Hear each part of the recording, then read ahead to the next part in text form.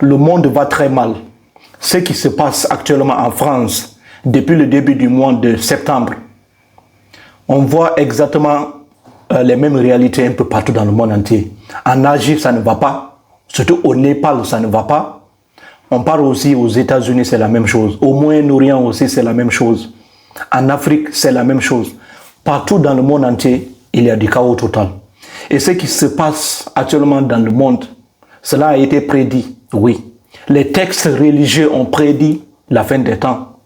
Et la fin des temps ramène le désordre total.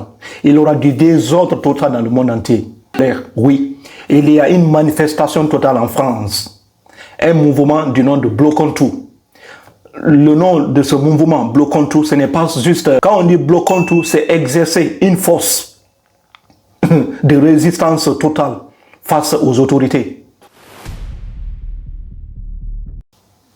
Nous sommes en France. Depuis le début du mois de septembre, il y a beaucoup de manifestations. Beaucoup de manifestations sont en cours en France. Un mouvement du nom Bloquons tout. Ici, les Français paralysent l'économie. Les Français brûlent les voitures de l'État, des bâtiments publics. On bloque même les rails pour ne pas que le train passe. On brûle même des fils électriques, etc. en France. Oui, ça se passe sur le sol français et les Français le font. Suite au nouveau budget présenté par le gouvernement français, le gouvernement français a présenté un nouveau budget. Et ceux qui ne savent pas ce que c'est que le budget, je vais vous expliquer de façon très simple. Le budget, c'est un plan. Ici, c'est comme un cahier de sages. L'État dit, ok, l'année prochaine, il faut que cette somme d'argent rentre dans la caisse de l'État. On se planifie pour que l'argent rentre dans la caisse de l'État à travers les recettes, les impôts et les taxes. L'État collecte les impôts et les taxes. Ça rentre dans la caisse de l'État. Et après, l'État essaye de distribuer ça, de dépenser ça. Comment l'argent qui est rentré, comment l'argent là sera aussi dépensé. Donc ici, l'État dépense aussi ça à travers les salaires des enseignants, construction des écoles, des hôpitaux, pension des retraités, etc. Donc ici, c'est un cahier de charge, il y a la rentrée, il y a la sortie. Tout comme un père de famille. Quand un père de famille, le père reçoit 1500 €, la mère aussi reçoit 1500 €, le total ça fait 3000 €. Et les deux décident de s'organiser, comment l'argent là sera dépensé. Comment on va dépenser les 3000 €? Soit on va prendre une partie pour la scolarité de nos enfants, frais de santé, argent de poste, etc. Donc c'est exactement la même chose avec le budget de l'État, parce que c'est un État. Et maintenant, c'est quoi le problème exact? Après la présentation du nouveau budget de 2026, et les budgets sont souvent présentés une année d'avant. Le budget de 2026, on présente vers la fin de 2025. Le budget de 2026, on présente vers la fin de 2026. Généralement, c'est septembre, parfois août, etc. Dans certains pays. Maintenant, c'est quoi le problème? L'État français a décidé, premièrement d'abord, de réduire les dépenses de l'État en agissant beaucoup sur la santé, les écoles, etc., le salaire des professeurs, etc. Et aussi réduire un gel des retraités. Les pensions des retraités n'ont pas augmenté. Il n'y a pas eu d'augmentation directe. Et aussi réduction des jours fériés. Les jours de repos, dans une année, l'État français a essayé de supprimer certains jours. Et cela a causé la colère totale des Français. Les Français disent non et non, ce n'est pas possible. Ça, on vous a averti. Depuis combien d'années, nous, on vous a averti, mais vous ne comprenez pas. Qu'est-ce qui se passe? Voilà la cause réelle de ces manifestations. Maintenant, on va essayer de détailler ça un par cas pour comprendre très bien.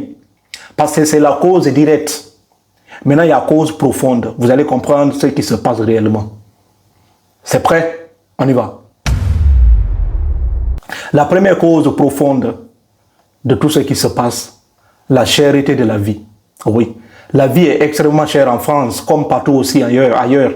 Mais le pire dans tout ça, la vie est chère, mais le salaire n'augmente pas. Le salaire des fonctionnaires n'augmente pas. C'est comme si toi tu travailles, mais ton salaire est toujours intact depuis des années. Alors que les prix des biens et des services augmentent. Le prix de la nourriture augmente, le prix de l'électricité augmente, le prix des transports augmente, etc. Mais tout le temps, ton salaire est fixe, ton salaire n'augmente presque pas. Et on voit clairement que la vie est dure. Surtout même c'est le peuple français qui souffre. Ça s'est accumulé pendant plusieurs années. Et l'État français a toujours négligé la situation. Et c'est l'une des causes profondes. La deuxième cause profonde, c'est la dette de l'État. Oui. L'État français a une dette énorme. Oui. Et l'Union européenne, chaque année, l'Union européenne essaie toujours de dire à tous ses membres de se réorganiser, de savoir comment dépenser l'argent public. Mais cette fois-ci, l'État français, comme il y a la pression totale de l'Union européenne derrière eux, l'État français a décidé de réduire ses dépenses parce que l'Union européenne exige à tout État de réduire ses dépenses parce que la France continue à prendre de l'argent, à emprunter autant de dettes que possible. Et l'Union européenne a dit à la France de revoir ses dépenses. Qu'est-ce que la France va faire? La France dit, ok, il n'y a pas de problème. On va essayer de réduire certaines dépenses de l'État. C'est pourquoi la France a essayé de réduire les dépenses de l'État. Et souvent même, ça se fait généralement, surtout même dans certains endroits où il y a des écoles, on essaie de supprimer d'autres écoles, on essaie de réduire des professeurs, on essaie même d'arrêter complètement la circulation de certains trains qui relient certaines villes. Et cela a toujours été comme ça. Et avec le temps, les Français ont commencé à comprendre qu'il y a un sérieux problème. Et on voit clairement ce qui se passe en France et ça fait mal. Un État qui s'endette autant que possible. Les Français disent, ok, il n'y a pas de problème. Comme l'État ne veut pas nous écouter, alors on va manifester. Ça s'est accumulé avec le temps. C'est l'une aussi des causes. Gel des retraités. Les retraités, ce sont des personnes qui sont maintenant à la retraite. À un certain âge, l'État te dit, ok, c'est bon maintenant, tu peux aller te reposer, c'est fini. Tu as travaillé durant toute ta vie, 64 ans, d'autres pays c'est 65 ans, d'autres pays c'est 67 ans, etc. Après tout ce temps, on dit maintenant va te reposer. Durant tout ce temps maintenant, jusqu'à ta mort, tu ne travailles plus, mais l'État te paye. Et imaginez ce qui se passe, vu la cherté de la vie. La vie est devenue plus chère, mais les pensions que les gens là reçoivent est très peu. Ça n'a jamais augmenté, ça augmente très peu. Lorsque les prix augmentent, pension là ne suit pas la courbe des prix. Les prix augmentent, mais pension reste intacte. Le salaire reste intact, ça ne bouge pas. Et ces gens-là sont des personnes vulnérables. Ces gens-là n'ont pas assez de force pour protester. Et qu'est-ce qui se passe? Les Français ont finalement compris qu'il y a un sérieux problème. Oui. Pourquoi ne pas prendre soin de ces gens-là qui ont servi la nation pendant plusieurs années? Et maintenant, vous essayez de rendre leur vie difficile. Pourquoi ne pas essayer d'augmenter leur salaire? C'est l'une des causes profondes aussi de ce qui se passe actuellement en France. Et aussi, Emmanuel Macron, depuis 2022, il faut voir, il y a eu combien de ministres, combien de premiers ministres en France? Il y a eu tellement de premiers ministres en France. Ça veut dire qu'il y a un sérieux problème à l'intérieur du pays même. Ça veut dire que dans le pays, ça ne va pas, il y a les désordres tout dans l'administration, oui. En un petit temps, on réussit à changer complètement le système. On ne fait que changer de premier ministre. Actuellement encore, il y a un nouveau premier ministre. Ça cause un problème. Les Français ont compris qu'il y a de l'instabilité totale dans le pays. Ça ne va pas du tout. Dans l'administration, il y a le désordre. Et les Français ont dit assez, assez, ça fait mal. Ça, c'est aussi une cause. Comme je l'ai dit tantôt, réduction de jours fériés. Le gouvernement français, pour payer ses dettes, qu'est-ce que la France essaie de faire? La France essaie de réduire complètement le nombre de jours fériés. Les jours fériés, ce sont des jours que l'État donne aux gens. Souvent, ça peut être une journée nationale de fête religieuse ou bien une journée de commémoration, etc. Oui, de fête religieuse. Quand même, c'est lié à quelque chose, est lié à une histoire. Et pendant ce temps, dans la tradition française, les Français profitent de ça. Aller faire des prières, etc. Mais le gouvernement français a essayé de réduire de supprimer certains jours. Les Français ont dit non, non, non. Ces jours-là représentent des jours cruciaux pour nous. Ces jours-là sont tellement importants pour nous. Pourquoi les supprimer? Cela cause un problème. Il y a très peu de repos maintenant en France. Les Français disent non, assez et assez. On est fatigué de tout ça. Ça aussi, c'est l'une des causes. Et récemment même, selon un site officiel, que le Premier ministre vient de revoir ses jours fériés. Il vient complètement d'annuler ses décrets. Et cela ne fait que commencer. Quand on voit ce qui se passe en France, le gouvernement est préoccupé même de ce qui se passe actuellement en Israël et actuellement en Ukraine.